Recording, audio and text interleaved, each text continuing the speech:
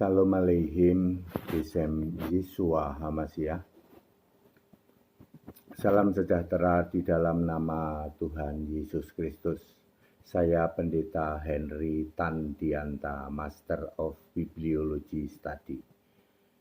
Sebelum saya memulai acara ini, Bapak Ibu Saudara, hari Minggu ada baptisan ya, di Cibubur ya. Tetapi kita hari Sabtu ini juga ada baptisan, karena ini baptisan khusus. Ada dari Papua yang datang ke Jakarta untuk dibaptis ya. Hari Sabtu ini juga ada baptisan, hari Minggu besok juga ada baptisan. Semuanya di Cibubur, Jakarta. Bapak Ibu Saudara yang mau memberi diri dibaptis, yang mengambil keputusan demi keselamatan, ya tidak ada pilihan lain. Keselamatan harus dimulai dari baptisan secara benar Alkitabiah, supaya namamu tertulis di dalam kitab kehidupan. No other way, tidak ada pilihan lain. Ya, baik Bapak Ibu Saudara, saya mau menanggapi dan memang disuruh menanggapi, gitu ya. Bagaimana tentang pendeta yang ke neraka, saudara. Jadi begini sajalah, 90% pendeta dan romo ke neraka. Saudara-saudara, ini bukan statement main-main ya, saudara-saudara ya. Mengalir saja ya. Pendeta dan romo itu 90% akan ke neraka. Bukan karena dosa yang dilakukan oleh pendeta itu, misalnya dosa nilep persepuluhan, dosa kolektor janda, dosa berbuat zina. Bukan karena itu dia masuk ke neraka, tetapi karena dia tidak beriman. Loh Pak, romo sama pendeta kok tidak beriman? Betul, mereka itu beriman tapi salah. Ke siapa dia beriman? Ya, saudara-saudara, Allah itu Allah. Ya, Allah adalah sang pencipta langit dan bumi. Betul dong? Betul. Allah itu dari dulu sampai sekarang mestinya tidak boleh berubah. Betul, betul ya. Alkitab menulis Allah sebelum segala abad itu siapa? Ya Allah, Pak. Lah iya siapa? Ya, Yudas 1 ayat 25 menulis Yesus Kristus. Jadi Yesus Kristus itu sudah nama Allah miliaran tahun sebelum bumi ini dibentuk. Ya, jadi Allah itu dari miliaran tahun lalu pun namanya sudah Yesus. Tapi dinyatakan ketika Yesus lahir ke bumi. Ketika Allah menjadi manusia, namanya Yesus, maka dinyatakanlah bahwa nama Allah itu Yesus. Di bumi yang jadi manusia juga namanya Yesus, di surga yang duduk di tata surga juga namanya Yesus. Rahasia seperti ini tidak dipahami oleh pendeta dan romo di luar sana. Sehingga pendeta dan romo di luar sana mengganti. Mestinya Allah itu Yesus dari dulu, diganti dengan Bapa. Nah, karena inilah maka para pendeta dan romo 90% nanti ke neraka, ke alam maut. Ke alam maut dulu baru nanti ke neraka. Cek pendetamu percaya nggak bahwa Allah itu harus abadi selamanya? Tidak mungkin Allah kok tiba-tiba diselipin oleh Bapa. Ya, yang menciptakan surga siapa? Nggak usah bicara penciptaan langit dan bumi. Yang menciptakan surga siapa? Kolose 1 ayat 16, yang menciptakan surga Yesus. Yang menciptakan malaikat siapa? Yesus. Berarti Yesus itu nama di atas segala nama. Sebelum segala sesuatu ini punya nama, Yesus sudah, nama Allah itu sudah Yesus. Betul. Di dalam Filipi 2 ayat 9. Ya, nama di atas segala nama. Karena nama yang diberikan kepada Yesus yang manusia adalah nama Allah sendiri. Di dalam Yohanes 17 ayat 12, yaitu namamu yang engkau berikan kepadaku. Nama Allah di surga yang diberikan kepada Yesus. Siapa? Yesus. Duluan, berarti di surga duluan punya nama Allah dong. Nama Yesus dong, betul. Ya.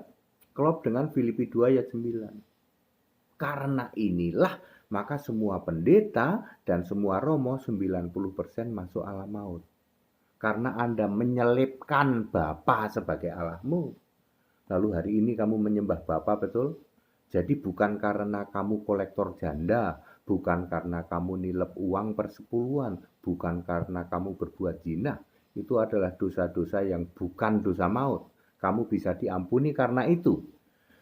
Yang menyebabkan kalian masuk ke neraka, ke alam maut adalah karena kamu tidak beriman kepada Yesus Kristus satu-satunya Allah. Ya, Allah kamu ganti di tengah jalan. Ya, selama miliaran tahun Allah adalah Yesus, memakai nama sebutan Yahweh. Pertama kali itu pada mulanya adalah firman bersama-sama dengan Allah. Jadi sebutan untuk Allah itu firman, ya. Lalu firman ini menciptakan apa? Surga dulu, bukan bumi bulat, bukan surga, menciptakan segala makhluk-makhluk surga, pemerintahan, ya itu. Terus menciptakan bumi belum berbentuk, lalu miliaran tahun kemudian barulah menciptakan bumi bulat. Dulu buminya belum berbentuk, lalu menciptakan bumi bulat. Siapa yang menciptakan bumi bulat?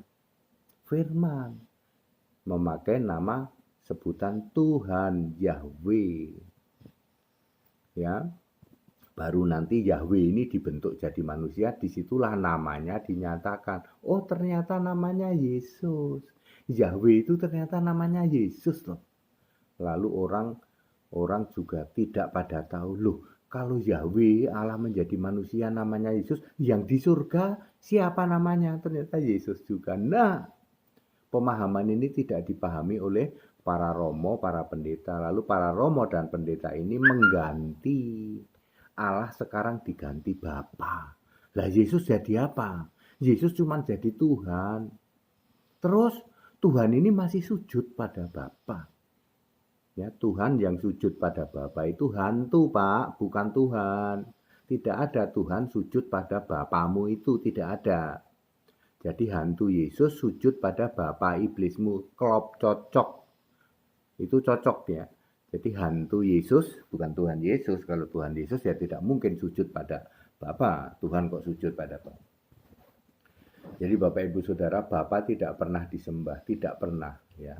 Munculnya kata Bapa adalah Yesaya 63 ayat 16, Yesaya 64 ayat 8. Artinya panggilan untuk Allah ya. Bahkan Abraham pun tidak tahu. Ya, bahkan Israel Yakub pun tidak tahu. Kenapa tidak tahu? Karena di zaman Abraham, di zaman Israel Yakub bukan era orang beragama. Jadi orang beragama itu hanya pada saat era Musa sampai Maleaki. Makanya di situ ada sebutan kata Bapa. Bapa itu khusus orang Yahudi. Yesus memanggil Allah juga Bapa karena Yesus memang orang Yahudi, berbangsa Yahudi. Ya, Paulus juga ya, makanya Paulus menyebut Bapa juga, itu artinya Bapa kekal. Kalau Yesus menyebut Bapa karena Yesus memang disebut anaknya Allah, anak Bapa juga. Ya, orang Yahudi memanggil Allah itu Bapa. Orang Indonesia boleh nggak memanggil Allah itu Bapa? Ya nggak boleh. Nggak boleh, kita tidak punya hak memanggil Allah itu Bapa. Makanya ketika Yesus naik ke surga, Bapa finish. Ya, Bapa itu finish. Panggilan Allah, Bapa untuk Allah itu finish. Ya. Tetapi para penulis Alkitab, orang-orang Yahudi masih menyebut Allah itu Bapa, yaitu dengan sebutan hanya ada dua ya, 1, 2, 3. Bapa kami, Bapa kita, Bapa dari Yesus, 3, satu lagi Bapa dari Tuhan. 4 sebutan orang Yahudi kepada Allah ya. Syaratnya orang Yahudi ya Pak. Kalau kita orang Indonesia nggak boleh. Sebutannya adalah Bapa kami, Bapa kita, Bapa dari Yesus, Bapa dari Tuhan. Tuhan Yesus maksudnya. Ya.